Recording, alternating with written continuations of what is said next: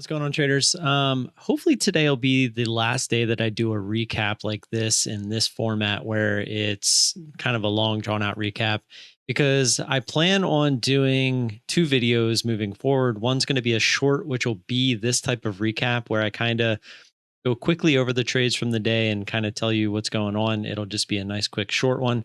And then I'll also have a video of my trades themselves that will just be cut and paste.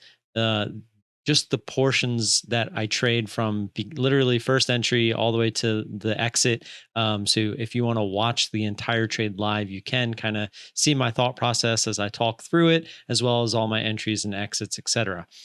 However, I forgot to hit the record button today. Today was supposed to be the first day. Well, yesterday was supposed to be the first day, but I didn't take any trades until late in the afternoon, which at that time I wasn't recording anymore.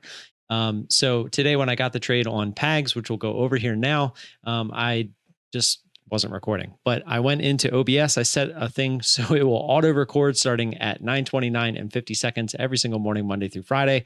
And now I won't have to worry about hitting the record button anymore because it'll do it for me, which is pretty cool. Also, if you are a little late to the party, the big news, if you didn't see the video, was we opened volatility trading. It's actually volatilitydaytrading.com. That link will be in the description. It should be right there up top. Feel free to follow that if you're at all curious about possibly taking liking to my mentorship moving forward. I feel like I have a good understanding of how to trade my niche and edge in the stock market. And if you're interested in learning that from me one-on-one on a daily basis, that can definitely happen through the link below. So with that said, on to PAGS, PAGS. Pretty straightforward trade. Was a little upset with how I played it, to be completely honest, but it could have been better, but still worked out. We zoom in, you can see previous resistance here, all the way down here, actually, from, I mean, if you want to call this resistance, I was using it as resistance because it was kind of touched multiple times there, even though the volume was pretty much non-existent at that point. But the bell rang and this thing decided to run on some decent volume. So made a nice move up through 950. It's kind of what I was looking at. Was okay with starting this in the 70s. Didn't really think it had the momentum to get up through 10. However, it kind of proved me wrong. Got in. It did try to come down like right after we got in. It was only like 5-10 cents or so.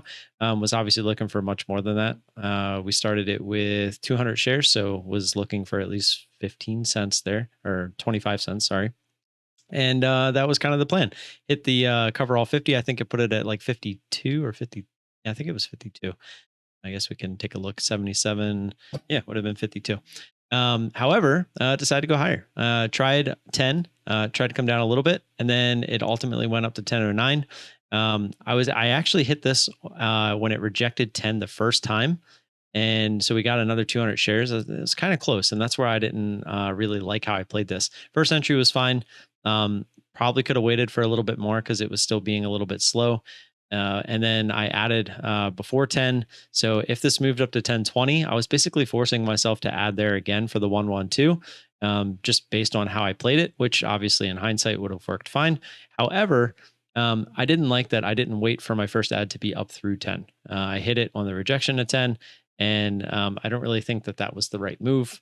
It did work out, but I think in the long run, waiting for that move up through 10 would have been the better move because then it gives me room up closer to that 1050 area, so I don't get too much size too fast. Anytime you see me with an ad this close, it's usually on something that doesn't look like it could have a lot of range. But this is quite the opposite. I mean, this thing has a ton of possible range. And I had even drawn this line at 1073 before I got in the trade. So I knew that it was very possible this thing could go up towards that 1070 area.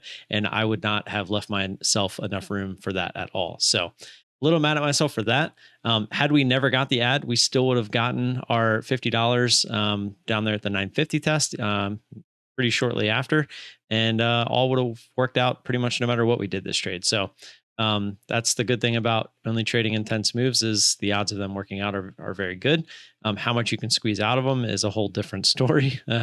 And that's still something that I work on to this day. So that's all I got. Don't forget to like and subscribe. Always appreciate the support. That'll probably be the last time I ask you that at the end of a video because, like I said, the shorts, I won't be doing that. And if you do have any questions or comments, you can always ask those in the comment section or on Discord or on Twitter. Those links are in the description as well. And I will see you guys next week. Have a good weekend. Peace.